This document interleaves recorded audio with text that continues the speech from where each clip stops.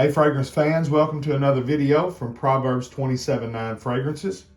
Today we're going to be doing a full review on one of the newest fragrances from Zaharoff, and it's Signature Royale X. Did a first impression on this back a few weeks ago and really liked it, but it's very different in the dry down than it is on the opening, and so wanted to do kind of a full review now that I've been able to wear this a little bit and see how different it really is after that initial opening. And so let me go ahead and get a fresh blast. Let me put it on this wrist because I got the dry down over here. And so we'll get a fresh blast and get that nice opening. And it is really good. I really do love the opening of this fragrance. It is citrusy, it's fresh, it's bright, it's springtime, it's that, the flowers are blooming and everything's coming back to life from the long winter.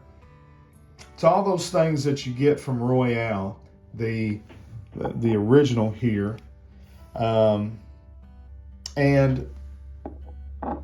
it's got that signature pour homme DNA in the background, the resinous, creamy, woody, oudy, smoky incense, all of those nice things that you get from signature pour homme. That's subtly in the background, but this is brightened up and livened up for spring because that is the Royale, Signature Royale DNA, is that it's more of a spring and summertime, whereas Signature and Signature Noir is more wintertime, more formal.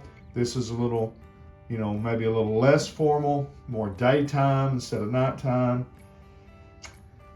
until you get to the dry down. And this is where this one, Signature Royale X,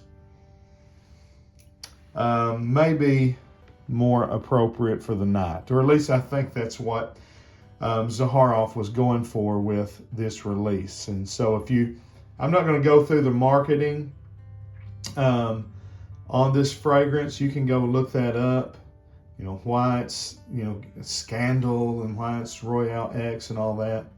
What I will say about it is, this, although it does have that beautiful bright citrusy opening, and it's a modern citrusy opening. It's although I say that in comparison to Signature Royale.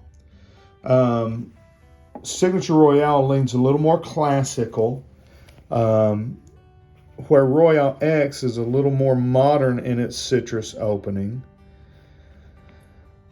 But the dry down to this one is much more animalic than the Signature Royale. You've got the leather accord is made up with vetiver, rock rose, benzoin resin, and then a lot of musk. Okay, and so this fragrance is designed to be very sensual, to that animalic nature. I was describing it in the first impressions video. Is what you get initially off the opening is you get a lot of citruses. There's bergamot, and then there's their citrus blend, which I'm gonna assume just by smelling it, it's grapefruit, lemon, and mandarin orange, best I can tell. So you got all these different citruses. And then you've got all that background of all the different signature pour homme notes. You've got these really nice florals, although there's not really any florals mentioned, I don't believe, in the heart of this one. It says the mid notes here are Himalayan juniper, pimento berry, and cedar leaf. But there's definitely florals that are coming out. To me, it smells like a mixture of carnation and maybe geranium, probably a little rose in there. And then there's this kind of cumin note. And again, that's not a note that's listed. but it gives me reminiscence of Cartier Declaration, which is a very beautiful masculine fragrance. But there, with Cartier Declaration, the cumin note come across a little too funky for me, and it is almost smelled like sweat. Where here, it's kind of there, but it's not like BO sweat. It's more like just like kind of musky, sweat. And I think that's what they were going for. And so it may not be cumin. It may just be the musks, and it may be just that leather accord that they were trying to work out.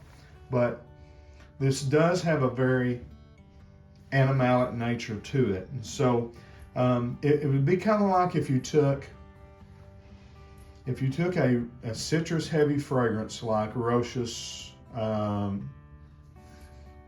Eau de Roche's, and you blended that with Cartier Declaration, okay, and got those nice florals with that little bit of sultriness to it, and then you added kind of some YSL Kuros to it, that little bit of that animalic kind of funky, a little bit sensual, kind of, nature to it, that musky, a little, dirty. The vetiver here is kind of a dirtier vetiver, where kind of like Terre de Hermes is described as a real earthy, dirty vetiver, where Tom Ford Gray vetiver is a real clean, soapy vetiver. They kind of went with a dry, earthy vetiver here. So the end product is this bright citrusy. It's this beautiful story. It's this bright citruses, these gorgeous florals, these deep resins, and then this musky base to it. To the it's real sensual. It's real close. It's real personal, and so it's a great fragrance if you like that style, citrus, aromatic, and kind of slightly animalic with some really nice floral and citrus touches. I think you'll really like this. So go ahead and hit that subscribe button, hit the like button. Let me know what you think about this fragrance, if you have it or not. Let me know what you think about the Zaharoff as a whole. And until we see you down the road, we say God bless. Frag on, Frag fam.